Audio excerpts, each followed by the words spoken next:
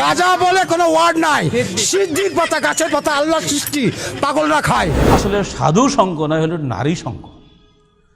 সারাদিন গান বাজনা হই হই করে, রাত হলে আলো নিভে যায়, তারপর কি করে বুঝে নিতে হয়। এরা সামাজিক বিবাহকে অস্বীকার করে, নারী পুরুষের অবাধ মেলামেশাকে দর্শন হিসাবে অনুসরণ করে। ওই সঙ্গিনীর মহিলার সক্রিয় সহযোগিতা ব্যতীত সাধনায় সিদ্ধি লাভ হয়। এদের উপরিভাগে সুফিবাদের প্রাধান্য এবং অভ্যন্তরে যোগ নির্ভর দেহজ সাধনা। এই বাল একটা দেবতা, যারা আমাদের সিরাজ রসুল পড়েছে তারা বাল খুঁজে বেচার দিন। এই বাল আর বাক্য দুই দেবতা। এই বালের অপভ্রংশ নাম হয়েছে বাংলাদেশে বাউল। আহলে হাদিস আন্দোলন বাংলাদেশ, আসুন পবিত্র কুরআন ও সহিহ হাদিসের আলোকে জীবন গড়ি। আমরা লালনের মজহাব নিয়ে কিছু কথা বলি। লালনের জন্ম হলো 1774 সালে, মৃত্যু হলো 1890 সালে। বেশ দিন না তো, এটা 2000 কত 15 হিসাব করে নেন, 1-1.5 বছর আগের মানুষ। এদের বাউল মতবাদ মূলত সহজিয়া বৈষ্ণব মতবাদ থেকে এসেছে। এরা হলো ইসলামের দুশ্মন। কুষ্টিয়া সেউড়িয়া হলো এদের মার্কাজ। এখানেই আছে লালনের কবর। বাউল গবেষক, অন্যদের কথা বলা ঠিক হবে না, বাউল গবেষক এবং লালন একাডেমির প্রতিষ্ঠাতা পরিচালক ডক্টর আনোয়ারুল করিম এই বিষয়ে তার বাংলাদেশের বাউল সমাজ, সাহিত্য ও সঙ্গীত বইয়ে যা বলছেন সেটি আমাদের বড় দলিল হওয়া উচিত। তিনি লিখছেন, ফিলিস্তিনে বাল নামক প্রজনন দেবতার এরা অনুসারী। আমাদের ছেলেরা নহর বইতে বাংলা বাক্য আছে না, বাংলা বাক্য দেখছো না তোমরা, সবাই মুখস্থ। এটা এই বাল একটা দেবতা, যারা আমাদের সিরাজ রসুল পড়েছে তারা বাল খুঁজে বেচার দিন। এই বাল আর বাক্য দুই দেবতা। এই বালের অপভ্রংশ নাম হয়েছে বাংলাদেশে বাউল। এটা কিন্তু আমার কথা না, একেবারে লালন একাডেমির প্রতিষ্ঠাতা পরিচালক যিনি, এটা তারই বক্তব্য, ডক্টর আনোয়ারুল করিম। তার লিখিত বইয়ের নাম বললাম, সেখানে তিনি এটা বলছেন। আমি সেখানে সংক্ষেপ করে বলি। ফলে মৈথুন ও যৌনাচার এই ধর্মের অঙ্গীভূত। এদের উপরিভাগে সুফিবাদের প্রাধান্য এবং অভ্যন্তরে যোগ নির্ভর দেহজ সাধনা। এরা ব্রাহ্মণ্য ধর্ম ও শরীয়তি ইসলামের বেড়া ভেঙে নিজেরা মন মতো করে একটা পথ তৈরি করে নিয়েছে। এজন্য তারা বলে, কালী কৃষ্ণ গড খোদা, কোনো নামে নাহি বাধা, মন কালী কৃষ্ণ গড খোদা, বলো রে বলো। বাউল তত্ত্ব 53-54 পৃষ্ঠা। আমরা বলে দোষ হবে, তাদের মূল ব্যক্তির বক্তব্য এগুলো। বাউল সাধনায় সাধন সঙ্গিনীকে ওরা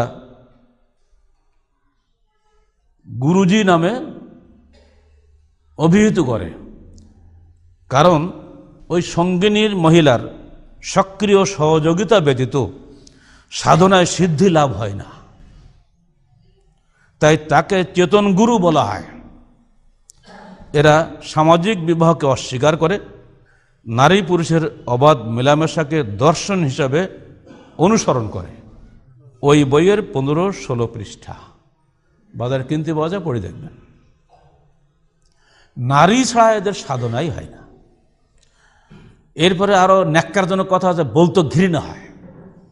পুরুষের শুক্র, নারীর রজ, মল ও মূত্র, এগুলো খেলে তাদের শরীর নিরোগ থাকে, ডাক্তার লাগে না। এগুলো এই 4টা জিনিস একত্রে মিলিয়ে তার নাম দিয়েছে প্রেম ভাজা। এই ভাজা খাওয়ার জন্য ওরা ওরস করে, তার নাম দিয়েছে সাধু সঙ্গ। আসলে সাধু সঙ্গ নয়, হলো নারী সঙ্গ।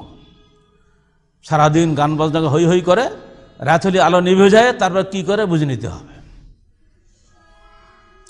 1986 সালে মার্চ মাসে কুষ্টিয়া ইসলামিক ইউনিভার্সিটি একজন প্রফেসর যখন ওখানে গিয়ে ইসলামের দাওয়াত দেন এবং কোরআন তেলাওয়াত করেন, এতে নাখোশ হয়ে তারা প্রশাসনের কাছে একটা অভিযোগপত্র লিখিতভাবে দায়ের করে। সেখানে তারা যে কথাটা বলেছে সেই কথাটি আমরা তুলে ধরি, বুঝতে পারবেন। আমরা বাউল, আমাদের ধর্ম আলাদা, আমরা না মুসলিম না হিন্দু, আমাদের নবী শাহজি লালন শাহ, শুনছেন তো নাকি?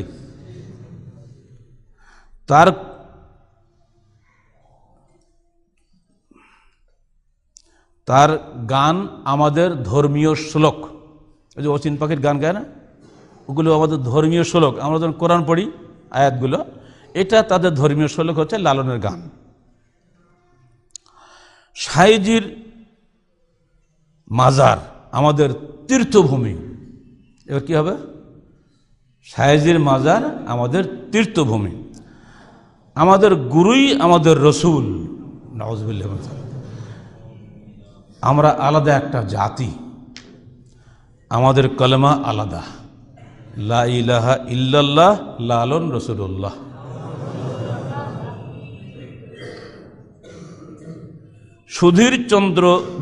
সুধীর চক্রবর্তী লেখা এই বইটা, ব্রাত্য লোকায়ত নাম, লালন, দ্বিতীয় সংস্করণ 1998 সাল, পৃষ্ঠা 4 থেকে 95। এটা কি হিন্দু লেখা বই, সুধীর চক্রবর্তী লেখা বই থেকে শুনিয়ে দিলাম, কারণ আমরা কখনো লালনের মাজারে যাইনি তো, বই পড়ার সাথে বুদ্ধি কি। আসলে তারা আল্লাহ নামটা নিয়েছে ধোঁকা দেওয়ার জন্য, আর মুসলমানদেরকে এরা কখনোই মুসলমান বলে না। হিন্দু, খ্রিস্টান, বৌদ্ধকে তারা নামে ডাকে, আর মুসলমানকে এরা জবন বলে ডাকে।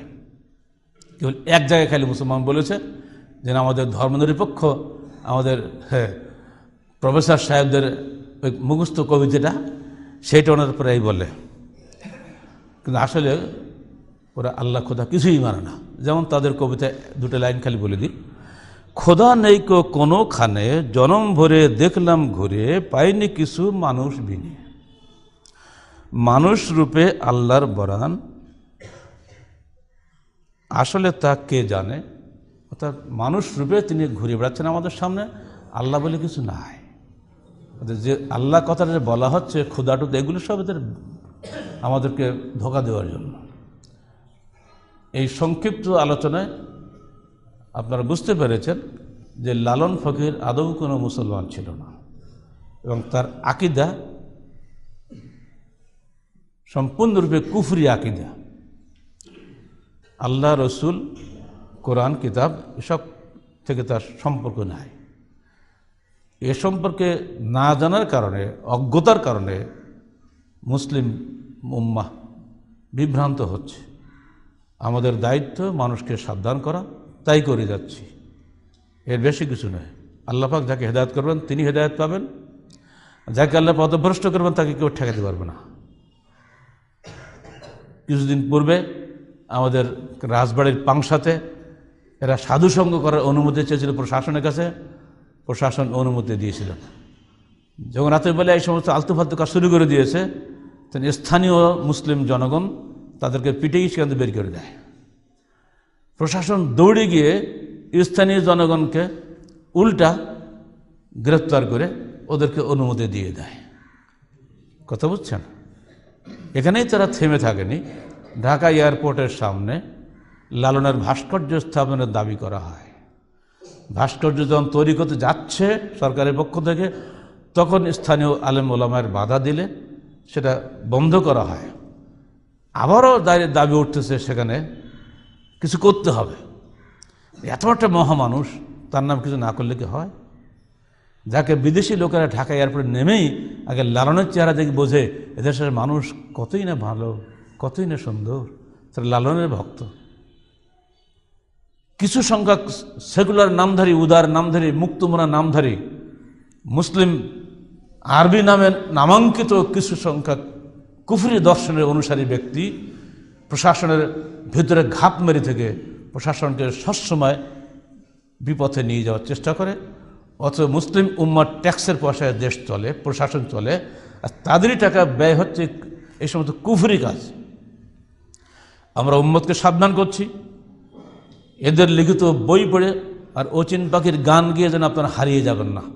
আমরা অচিন পাখির এবাদত করি না, আমরা পরিচিত আল্লাহর এবাদত করি। আল্লাহ আছেন বলে দৃঢ় বিশ্বাস রাখি। আল্লাহকে ডাকলে আল্লাহ কথা শোনেন, আমরা চোখে দেখতে পাই। নবী রসুলদের হাতে এর বহু প্রমাণ আমরা দেখেছি, এ যুগেও আমরা দেখতে পাই। বিপদে আপদে আমরা আল্লাহকে ডাকি। যদি আল্লাহ অচিন হইতেন আমরা আল্লাহকে ডাকতাম না। আল্লাহ যদি কোনো ক্ষমতায় না থাকতো আমরা আল্লাহকে ডাকতাম না। আমরা দেখতে পাচ্ছি, আমি একটা বড় ডাক্তার হওয়া সত্ত্বেও আমার অজান্তেই আল্লাহ আমার রূহ কবজ করে দিচ্ছেন, একটু ওষুধ খাওয়ারও সময় দিচ্ছেন না। আমি একজন যুবক ছেলে দাঁড়িয়ে আছি, হঠাৎ আমার রূহ বন্ধ হয়ে যাচ্ছে, কারোরই কোনো ক্ষমতা নাই আমাকে ঠেকিয়ে রাখার।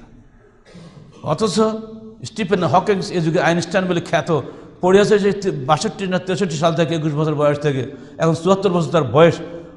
এতই ডাক্তার কবিরাজ পাশে লেগে আছে, ওর স্বাস্থ্য আর ভালো হয় না, ও মরেও না। আর বলে আল্লাহ বলে কিছু নাই, পরকাল বলেও কিছু নাই। এত মহাজ্ঞানী কিন্তু আল্লাহকে চেনেনি। অতএব আল্লাহর হাতেই সব কিছু। ইন্নাল্লাহ আলা কুল্লি শাইইন কাদির, আল্লাহ সকল ব্যাপারে ক্ষমতাশালী। এই বিশ্বাস নিয়েই আমরা আল্লাহর ইবাদত করি। এই বিশ্বাসের বিরোধী যা কিছুই হবে সব কিছু এক কথায় কুফরি। আল্লাহ পাকের স্পষ্ট নির্দেশ, ওয়ালাকাদ বাআসনা ফি কুল্লি উম্মাতিন রাসূলান আন ইবুদুল্লাহ ওয়াজতানিবুত তাগুত।